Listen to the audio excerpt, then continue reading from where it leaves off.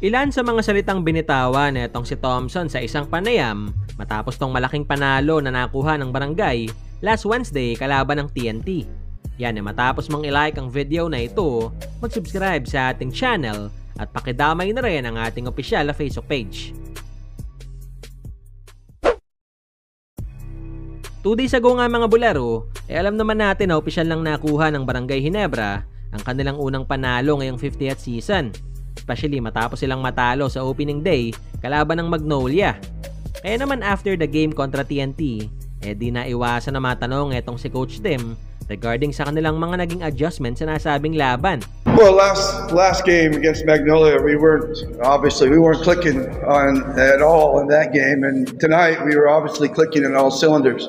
And I think that the big difference was that that break we had. We weren't, we were the last team back from practice to practice because of the Gilas that was going on, and so guys like Japeth and Scotty and then our coaching staff was with LA Tenorio in Mongolia, so we gave them extra time off. So we were really not a full team through most of our preparation before our first game.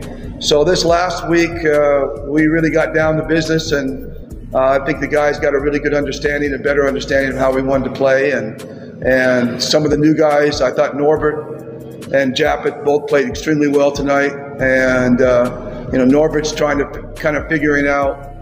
Pero sa kabila ng malaking lamang ng Barangay, pinuri pa rin ni Coach Tim itong grabing shooting na pinakita ni Simon Enciso on this game, na talaga raw nagpahirap para sa kanila.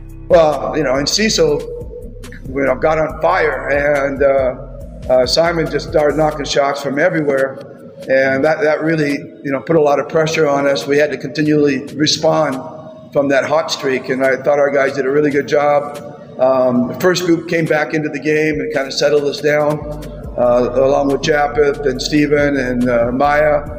They kind of came back into the game and settled us down and got us moving forward again. Pero maliban dito, nagbitaw din ng ilang salita etong si Thompson matapos ang panalo. Especially na alam naman natin na bigutong makabutas sa kanilang opening game kalaban ng Magnolia. Well, I need to be accountable that first game, no? But there's no excuses. 11, okay, wala excuse na, no? Siyempre, yung mentality as a player, need to bounce back, and yung pinaka-importante, we get the double dito na. So, I mean, start pa ng conference, so magiging better pa kami throughout the conference.